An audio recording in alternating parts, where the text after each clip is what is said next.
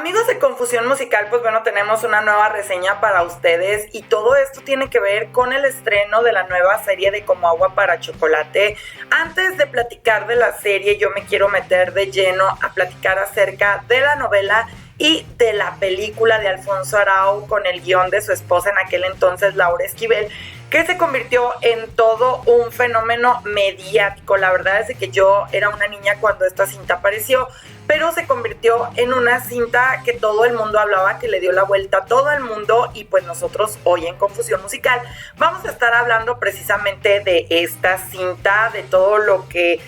conlleva la cinematografía y los mensajes de esta película, pero sobre todo de los problemas que tuvieron para su grabación, porque estamos hablando de cine mexicano y el cine mexicano siempre ha tenido muchísimos problemas por la cuestión de presupuesto. Entonces síganos en esta reseña para que se enteren de todo lo que sucedió detrás del rodaje de la novela y de la vida personal, tanto de Arau como de Laura Esquivel, y después platicamos aquí en la cajita de comentarios a ver qué les pareció.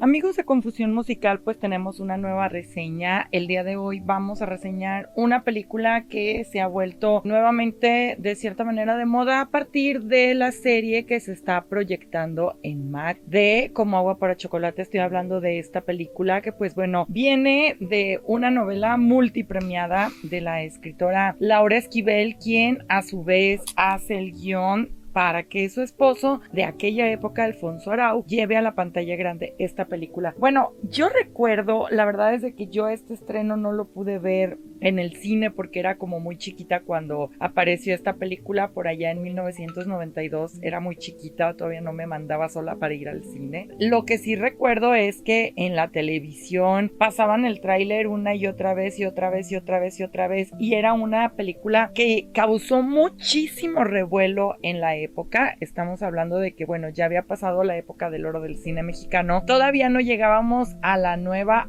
era del cine mexicano. Entonces, entre este preámbulo es de que esta película sale en cartelera y pues se vuelve todo un éxito por muchísimas razones que en su momento yo a lo mejor no entendía, y con una lectura ahora, ya que estamos pues analizando más a fondo diferentes cintas, puedo darme cuenta del por qué. Cabe destacar que esta historia viene a partir de una novela publicada en 1989 de Laura Esquivel, escritora mexicana considerada como una de las mejores novelas del siglo XX. Empezando por ahí, pues sabemos la magnitud precisamente de esta novela. Es una novela muy digerible que bueno, obviamente les voy a platicar también de la novela porque también me la leí en su momento. Estoy hablando de que yo estaba, no sé, 15, 16 años y ya me había leído Como Agua para Chocolate, y la verdad es de que tiene muchas cuestiones interesantes. El libro está dividido por capítulos y cada capítulo tiene el nombre de un mes y de un platillo, así como la receta. A partir de aquí vamos a ver la importancia de la comida en esta historia. Obviamente en la pantalla grande podemos verlo de otra manera porque vamos a ver el proceso de los platillos, de cómo los preparan y cómo todas las sensaciones que siente Tita se van a proyectar en la comida que ella prepara, desde la tristeza, el dolor, el deseo, el amor. Todas estas diferentes emociones se van a ver pues ahora sí que proyectadas en el sabor de la comida o en los efectos que tiene la comida en los demás, que se convierten en un receptor de estas emociones. Esta película pues bueno, fue llevada a cabo en 1992 de la mano de Alfonso Arau, quien en aquel entonces era esposo de Laura Esquivel, y pues ella lleva a cabo el guión precisamente de esta película. Estamos hablando de cine mexicano, obviamente todo este glamour y estas cuestiones que conocemos en Hollywood no pasaban en el cine mexicano. Sabemos que en los 80 se recorta el presupuesto del cine mexicano, por lo tanto en los 90 hacer una película de esta envergadura tenían que tener muchísimo valor para aventurarse a hacer precisamente esto, y esto se ve en documentales posteriores o en charlas posteriores de los actores que participaron en estas grabaciones, donde podemos ver la escasez que pasaba básicamente en todo, ¿no? Hablando del tema de la novela, fue una novela también muy premiada que, bueno, tuvo un tiraje al principio muy corto que después se volvió un éxito mundial, siendo editada de diferentes maneras en diferentes idiomas en muchísimos países, y después la película crea un boom inmediato al ser proyectada. Estamos hablando de que, pues bueno, la historia se sitúa en Piedras Negras, Coahuila. Estamos en los 1900. Estamos pues en esta película de época, pero con tintes de magia. Hay varias situaciones un tanto surrealistas, un tanto mágicas que suceden durante toda la película, que va desde el inicio de la película. La hija de la tía abuela, que era Tita, de esta chica, ella es la que narra precisamente la historia a partir de que se encuentra una especie de recetario diario en donde Tita va poniendo ciertos detalles de su vida a la par de que va anotando varias recetas. Entonces estamos hablando de una época obviamente totalmente soñada. Estamos hablando de una época en donde estaban estos vestidos larguísimos, en donde estaba todo este rollo, empezaban a venir pues estas colonias de migrantes antes de la época de la revolución. Entonces pues todo esto tiene que ver con el contexto en donde vive Tita, que también pues es hija de una madre muy autoritaria, tiene dos hermanas, una de ellas es Rosaura, que es la consentida de la mamá, y la otra es Gertrudis, que desde el principio nos hace notar que ella fue hija de una infidelidad entre un mulato y su madre, y esta madre es como que todo el peso de su frustración y todo el peso de todo recae siempre en Tita. Tita llega al mundo en un torrente de lágrimas. De hecho, ella ya lloraba desde que estaba en el vientre materno, por eso les digo que es una cinta de época, pero con tintes mágicos. Y cuando ella sale del vientre de su mamá, que prácticamente nace en la cocina porque no alcanzan a ir por la partera, o sea, olvídate del médico en aquel entonces, llega a este mundo en un mar literalmente de lágrimas, que solamente es el preámbulo de lo que sucederá durante toda su vida. A esto pues ella se va a criar prácticamente con esta mujer de la cocina que va a estar siempre enseñándole todas las recetas, va a estarla entendiendo, va a estarla consolando, va a estar al lado de ella, y prácticamente es la persona que más la quiere en el mundo, ¿no? Está por otro lado pues también esta colonia de personas que van muchísimo a esta casa a disfrutar de los manjares que preparan en fechas específicas. Hablemos de bodas, hablemos de la rosca, hablemos de Navidad, hablemos de estas fechas, y en uno de estos tantos banquetes pues va a conocer a Pedro. Pedro obviamente es un chico bastante guapo que se enamora de Tita, y al profesarle su amor pues él intenta buscar el permiso de su madre, a lo que la madre inmediatamente le dice pues que no se puede, que hay una tradición que va de generaciones que dicta que la hija más pequeña se tiene que quedar a cuidar a la hermana hasta que ésta fallezca. Pensando que es una buena idea, Pedro decide casarse con Rosaura para estar cerca de Tita en una relación que llevará 20 años de la vida de ambos, consumiéndolos por el deseo, mientras diferentes cosas suceden alrededor, ¿no? Por ejemplo, esta escena que es buenísima cuando Gertrudis entra en calor por las codornices en pétalos de rosa, donde Tita está depositando el deseo que siente hacia Pedro, y pues se le incendia el baño a Gertrudis y es raptada por este general de la revolución, hasta momentos bastante dramáticos como la muerte de su madre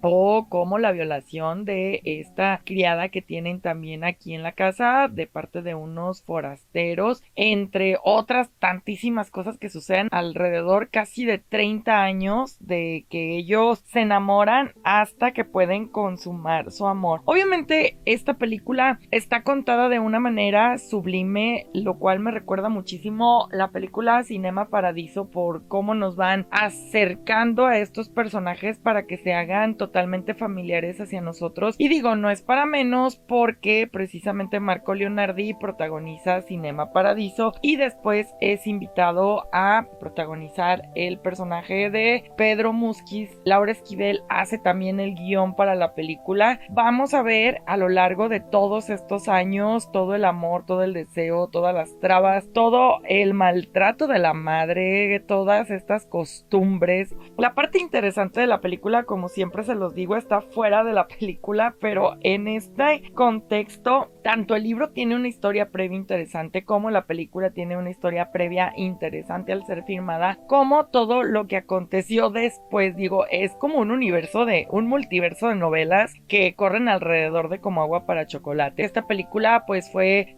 nominada y ganadora de premios como el Ariel, premios Goya, Globos de Oro, premios BAFTA y en el Festival Internacional de Tokio. Es una película que en una época en la cual no existían las redes sociales, ni el streaming, ni las plataformas, prácticamente le dio la vuelta a todo el mundo. Esta es una de las grandes películas mexicanas, la he visto varias veces, pero la volví a ver en plan de análisis para hacer la reseña y la verdad es de que es una película que sigue siendo muy buena, ha envejecido bastante bien y pues dentro de todo este contexto mágico que acontece en la película, pues bueno, en primer lugar está este tema de esta cobija que Tita teje todas las noches que no puede dormir porque se siente triste porque Pedro se casa con la hermana. Entonces cuando tiene esta ruptura emocional después de todo lo que ha vivido, que estamos hablando de que es la muerte de su nana y luego es la muerte del primer bebé de Rosaura y de Pedro que ella alimenta y que su pecho virgen da leche por el amor que le tenía a este bebé, muere, se encierra en el Palomar. Pues bueno, cuando es llevada por el doctor John Brown a su casa para asistirla y cuidarla, vamos a ver cómo esta cobija es larguísima. Este es un detalle cinematográfico que a mí me gustó muchísimo. La verdad es una metáfora de cómo ella ha sufrido, ha llorado, ha dejado de dormir varias noches por este amor. Está también este tema de las lágrimas que nace en este torrente de lágrimas que después al sol se secan y se convierten en sal, y esta sal es utilizada pues para cocinar durante no sé cuántos años. Está también esta metáfora que le dice el doctor John Brown acerca de las cerillas, de lo que nos hace arder a cada uno, las pasiones que tenemos cada uno que nos hacen anhelar el estar en este mundo, el estar vivos y muchísimas cosas más, como el final me sigue pareciendo impactante. Es una película sumamente seductora, es una película sumamente erótica sin necesidad de que tenga escenas explícitas de sexo, y creo que esto es algo que se platicó muchísimo en su tiempo. Creo que todo este pudor que hay entre ambos personajes, estas tomas, por ejemplo cuando se le ve el seno a Tita y que Pedro ni siquiera la toca, solamente le está mirando, creo que es uno de los momentos súper eróticos de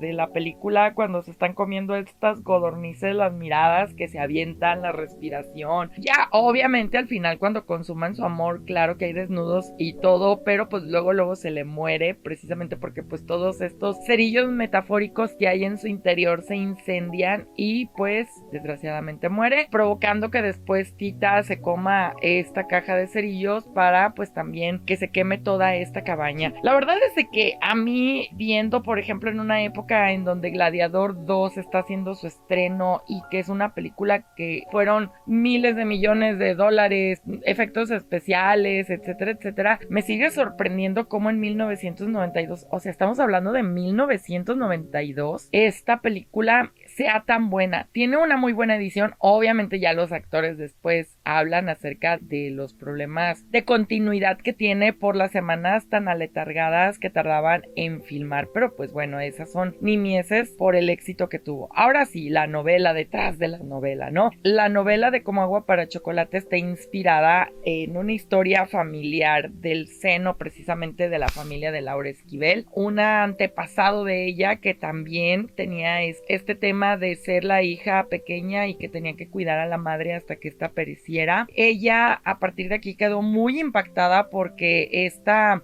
familiar de ella murió totalmente amargada por nunca haber consumado el amor de su vida. Entonces pues ella se imaginó qué hubiera pasado si lo hubiera tenido cerca, aunque a lo mejor no se hubiera podido consumar del todo, pero que hubiera estado cerca, ¿no? A partir de aquí nacen estos personajes, Tita y Pedro, y todo lo que vemos alrededor. Cabe destacar que pues bueno, Marco Leonardi no hablaba absolutamente nada de español, aprendió gramaticalmente a decir los diálogos de toda la película, pero cabe destacar que su voz es doblada, por eso suena como si fuera una película extranjera, porque toda su voz es doblada. Esa no es su voz, porque a pesar de que intentaron grabarlo así, pues mantenía este acento italiano. Otra de las cuestiones importantes, pues bueno, es que también la primera actriz, Regina Tomei, no podía creer cuando le decían que tenía que ir a tomar un casting, porque ella en 40 y tantos años que llevaba de carrera jamás en la vida había casteado para ningún personaje. Estamos hablando de una película llena de problemas de presupuesto, con un director totalmente autoritario que en plena grabación, antes de terminar, Lubezki y otras tantas personalidades salieron del set para aventarle la chamba literalmente por las actitudes que él tenía, entre otras leyendas que existen a partir de este rodaje. Y digo leyendas porque no hay nada que se pueda comprobar, como que cargaba una pistola y que si tal actriz no quería hacer lo que él le decía en el set, pues le decía que le iba a matar. Cabe destacar también que Laura Esquivel tuvo aquí una enfermedad que la llevó casi a la muerte durante la grabación de esta película, pero pues a final de cuentas la película se acabó de filmar. Lumi Cavazos no era su primer protagónico en cine, ella había hecho más teatro que cualquier otra cosa, y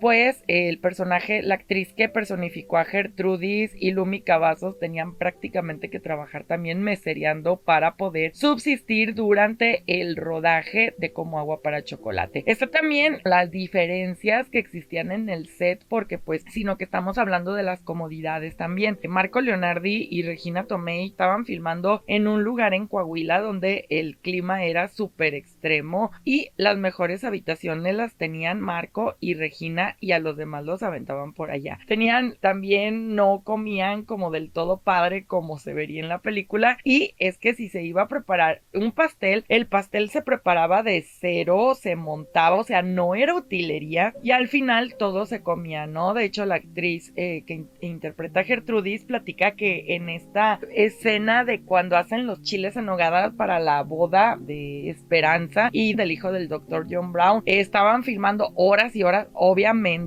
y pues aquí se hace el corte y todos se comen los chiles en nogada prácticamente fríos. De hecho, hay una escena bastante interesante donde podemos ver que la cámara enfoca el último chile en nogada y hay unas moscas ahí revoloteando. Esto quiere decir, pues imagínense, comida en calor, moscas seguro, o sea, eso es un hecho. Esta filmación tuvo muchísimos problemas que obviamente el fotógrafo de esta película ahorita es un fotógrafo galardonado, pero pues cuando llega el éxito desbordante de Como agua para chocolate era algo que nadie esperaba. Creo que el único que lo esperaba tal vez era Mario Leonardi, que para él no era absolutamente nuevo esto del éxito y de estar en películas de este nivel, pero para todos los demás fue perder el piso totalmente. Por su parte, lo que fue el matrimonio de Alfonso Arau, Laura Esquivel, se termina por completo después de la filmación. De hecho, hay testimonios de la hija que dice que odiaba la película y que hasta hace muy poco tiempo pudo reconciliarse con ella porque pensaba que si esa película no se hubiese filmado, sus padres seguirían juntos. Y por otro lado fue el encuentro amoroso entre Lumi Cavazos y Marco Leonardi, que a partir de lo que sucedió en el set, este amor fue llevado a la vida real y prácticamente Lumi Cavazos aventó todo para irse con él a Europa durante un tiempo, y también malas decisiones de la juventud, como comenta Alfonso Arau, mientras que en Televisa le daban un contrato de exclusividad, tantas películas, novelas y esto y lo otro. Ella prefirió hacer cuestiones, podríase decir, independientes, y cuando ella quiere retomar como su carrera en el cine, pues ya había sido demasiado tarde, y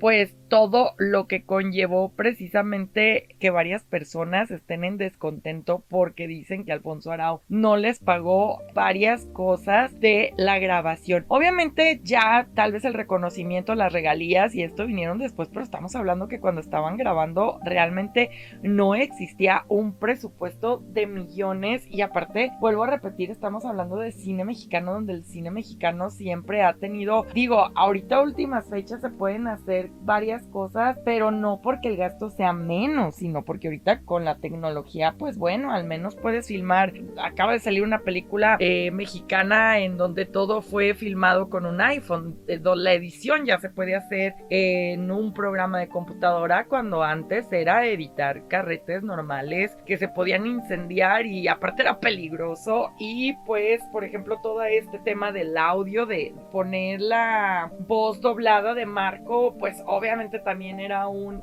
tema titánico en aquel entonces, en aquella década. Pero sin embargo, pues esta película es algo muy hermoso del cine mexicano, es una de las cosas muy hermosas del cine mexicano. La realidad es de que yo no soy tan fan, soy fan de la época de oro, me gustan muchas cosas, algo de la nueva época de oro se rescata, pero de repente hay cosas como esta película que sin seguir una moda, que sin seguir lo que en ese momento se proyectaba o lo que se hacía para guiones, pues pudo alcanzar la popularidad necesaria, ¿no? Es como en su momento lo que hizo Amores Perros, Cronos, Canoa, Rojo Amanecer, etcétera, etcétera, películas que pues bueno han traspasado la barrera del idioma y del presupuesto y muchas veces de la ideología para colarse pues en el corazón de muchas personas alrededor del mundo. Yo te recomiendo que si no has visto Como Agua para Chocolate, la veas, leyeras el libro de Como Agua para Chocolate. Y digo, dentro de las curiosidades